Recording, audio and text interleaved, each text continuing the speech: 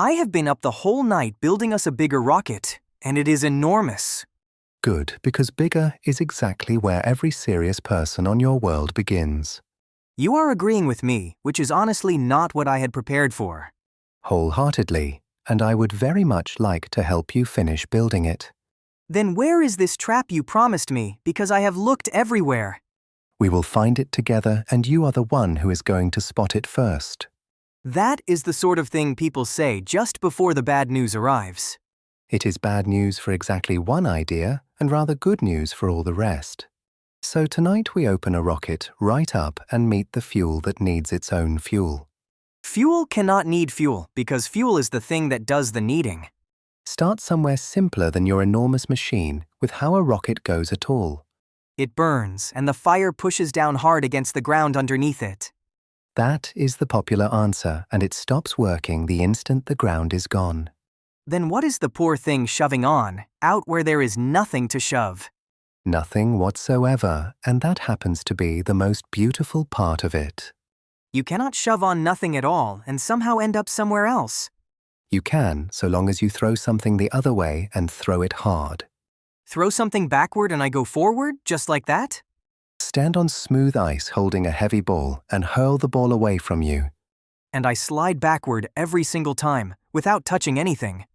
That is a rocket, complete, with the fire standing in for the heavy ball. So the flame is not pushing on the ground at all, it is simply leaving.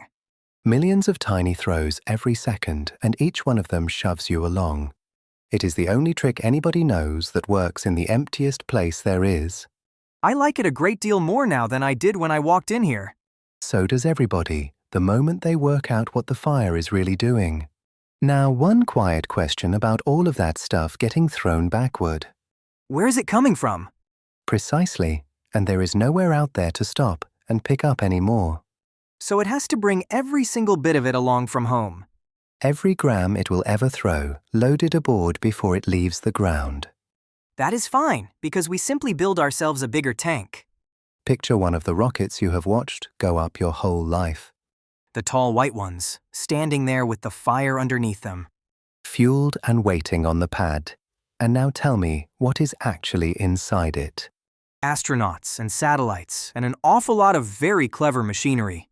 Roughly 1 part in 10 of it, with all of that put together. Then what on earth is the other 9 parts made of? Fuel and very nearly nothing else at all. 9 parts out of 10 on every rocket that has ever flown? On very nearly all of them, and the biggest ones are worse than that. The roaring thing on the pad is almost entirely its own supply of fuel. So it is a flying tank with a small bit of ship stuck on the top. A tank with one hopeful passenger, and all of that has to be lifted too. Right, your enormous rocket, and let us go and build it properly. Finally, some actual construction instead of bad news. You would like it to go faster than the last one, so what shall we add? More fuel, obviously. A very great deal more of it. Splendid, and that lovely new fuel is now sitting inside the ship. Where else in the world would it possibly sit? Nowhere else, and there is the whole of tonight in one short sentence. I am afraid I am not following you yet. Your new fuel has weight, and weight is a thing that has to be moved. Moved along by what exactly? By burning yet more fuel, which you will also have to bring with you. Oh, that is not fair in the slightest. It is perfectly fair, and it is also completely inescapable. The fuel I just added has to be carried, so it needs its own fuel. And that fuel is weight as well, so it wants a helping of its own. The fuel is cargo, and it is cargo the whole way down. There is your trap, found by you, exactly the way I promised it would be. Every drop I add is another drop that somebody has to lift. Which is why the pile does not simply grow when you ask for more speed. Then what on earth does the pile do instead? It multiplies, and that single word is the whole of tonight in one piece. Multiplies sounds an awful lot worse than grows. It is very much worse, and here is what it costs you in honest weight. Take the speed our farthest traveler manages, and not one bit more. The little machine that has been flying for 49 years. To reach that by burning alone from a standing start out here in the dark. Go on, how much fuel? About 40 times the weight of everything else you have on board. 40 times the whole ship for that one fairly modest speed? And I am being kind to the rocket there because the honest figure is higher. Fine, so twice that speed is 80 times, and I could live with 80. It is not 80, Why on earth is it not 80? because you must carry the fuel that carries the fuel, so it is 40 times 40. 40 times 40 is 1600. 1600 times the weight of your ship for merely double the speed. That cannot possibly be right. It is right, and it is worse than right, and I am still being generous. Then what does 3 times that speed cost me? 40 times 40 times 40, which comes out at 64,000. 64,000 shiploads of fuel to move one single ship. And every rung you climb costs you the entire ladder all over again. So where does the ladder finally stop?